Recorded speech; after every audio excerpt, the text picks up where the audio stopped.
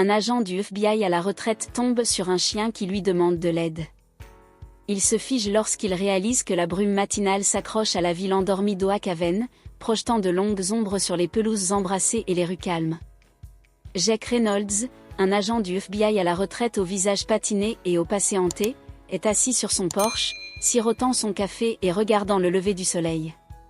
La retraite n'avait pas apporté la paix qu'il espérait, les fantômes de sa dernière affaire, un enlèvement d'enfant poignant qui s'était terminé par une tragédie, persistaient encore dans son esprit. Il fut surpris par un aboiement frénétique, un grand berger allemand éclaboussé de boue traversait sa pelouse en gémissant et en piaffant à ses pieds.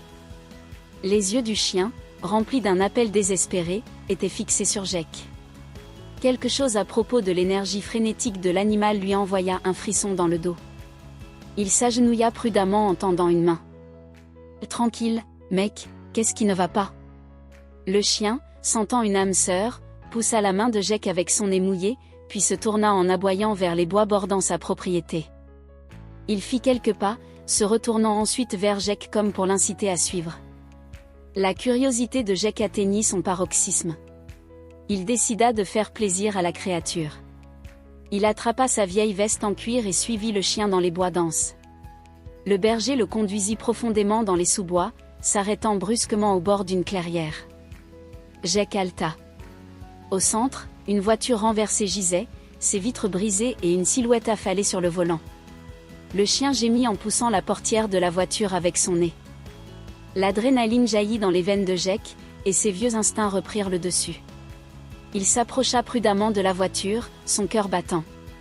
En regardant à travers la fenêtre brisée, il aperçut une jeune femme, son visage pâle, du sang coulant d'une blessure sur son front.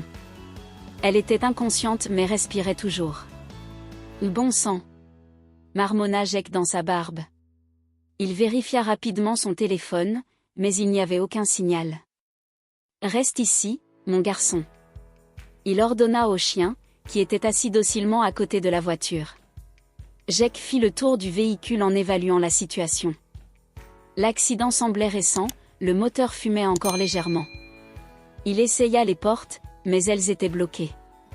Il avait besoin d'aide, et vite.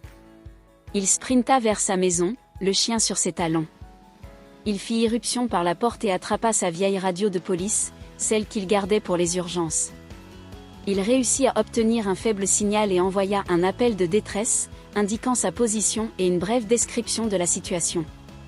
En attendant une réponse, il ne pouvait pas se débarrasser du sentiment qu'il y avait quelque chose de plus dans cet accident. Le comportement frénétique du chien, l'endroit isolé. Tout semblait trop orchestré. Il regarda le berger, qui était maintenant assis près de la fenêtre, gémissant doucement, les yeux fixés sur les bois. « Qu'est-ce qu'il y a d'autre dehors ?» La radio crépita. « Agent Reynolds, nous avons envoyé une unité à votre emplacement. Est à 15 minutes. » Jack hocha la tête, une détermination farouche s'installant en lui. Il n'était plus seulement un agent à la retraite, il était de retour au travail. Et cette fois, c'était personnel. Il le devait à la femme dans les bois et au chien qui l'avait conduit là, pour découvrir la vérité. L'ambulance arriva avec une rafale de lumière clignotante et de voix urgentes. Les ambulanciers se précipitèrent dans la clairière, extrayant soigneusement la jeune femme des décombres de la voiture. Les mains de Jack tremblaient encore à cause de l'adrénaline. Il fit sa déclaration aux policiers qui arrivaient, expliquant comment il avait trouvé la voiture, le chien qui l'avait conduit là et l'état d'inconscience de la femme. Alors que l'ambulance s'éloignait à toute vitesse, l'officier principal, un jeune homme nommé Miller, se tourna vers Jack. « Merci d'avoir appelé cela, monsieur Reynolds. Cela ressemble à un grave accident. Vous connaissez la victime ? » « Non, je ne la connais pas, » répondit Jack, les yeux fixés sur l'ambulance qui partait. « Mais il y a quelque chose dans tout ça qui ne me convient pas. » L'officier Miller haussait un sourcil. « Que voulez-vous dire ? » « Le chien, » dit Jack en montrant le berger allemand, qui était maintenant assis patiemment à ses côtés. « Il m'a pratiquement traîné ici, et l'endroit est trop éloigné. La plupart des gens utilisent simplement la route principale. » Miller hocha la tête, observant les environs. « Je vois ton point de vue. Nous y réfléchissons. Tu as dit que tu étais un retraité du FBI, n'est-ce pas? Jake acquiesça. 20 ans. Eh bien, peut-être que ton instinct est sur quelque chose, dit Miller avec un léger sourire. Nous te tiendrons au courant. Jake regarda la police sécuriser la scène. Son esprit s'emballait. Il ne pouvait pas se débarrasser du sentiment que c'était plus qu'un simple accident. Il décida de creuser de son propre chef et commença par vérifier auprès du refuge pour animaux local. Le chien n'était pas micropucé et personne n'avait signalé sa disparition. Ensuite, il se rendit à l'hôpital. La femme, qui s'appelait Sarah Collins, était toujours inconsciente mais dans un état stable. Le médecin l'informa qu'elle avait subi une commotion cérébrale et quelques blessures mineures, mais on s'attendait à ce qu'elle se rétablisse complètement. Une idée de ce qui a causé l'accident, demanda Jake au médecin. Le médecin haussait les épaules. Ça pourrait être n'importe quoi. De la fatigue, peut-être un animal sauvage traversant la route. Nous en saurons plus quand elle se réveillera. En quittant l'hôpital, Jake ressentit un sentiment croissant de malaise. Il décida de retourner sur le lieu de l'accident. Alors qu'il examinait la zone de plus près, il remarqua quelque chose de particulier, il y avait de légères traces de pneus s'éloignant de la route principale et non vers elle. Il semblait que quelqu'un avait délibérément conduit la voiture de Sarah hors de la route. En dégageant, il trouva également un petit médaillon en argent posé près du lieu du crash. Il était légèrement terni mais toujours intact. Il l'ouvrit avec précaution. À l'intérieur se trouvait une photo fanée d'une jeune fille aux yeux brillants et souriants. Il reconnut ses yeux. C'étaient ceux de Sarah. Le cœur de Jake se serra. Ce n'était pas seulement un accident. Quelqu'un avait délibérément blessé Sarah et le chien avait essayé d'obtenir de l'aide. Mais qui aurait voulu lui faire du mal? Et pourquoi? Jake avait le sentiment que les réponses se trouvaient dans la ville apparemment paisible d'Oak Haven, et il était déterminé à les découvrir. Le médaillon semblait lourd dans la main de Jake. Sarah Collins, la femme de l'accident, n'était qu'une enfant sur cette photo, son sourire rayonnant d'innocence.